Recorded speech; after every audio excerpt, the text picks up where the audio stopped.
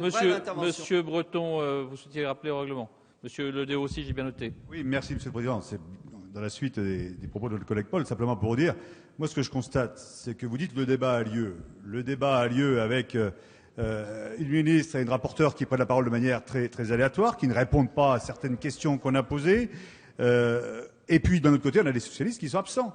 La seule fois, parce que vous avez la consigne de ne rien dire, en disant il faut aller vite, il faut passer vite, il faut éviter le débat. Alors on passe en force.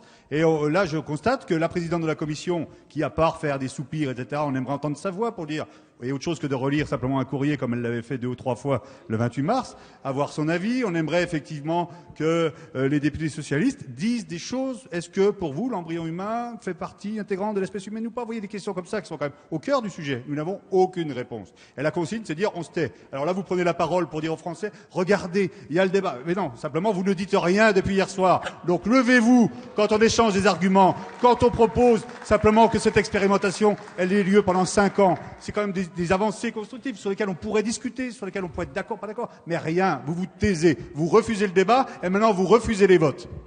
Merci Monsieur Breton. Donc,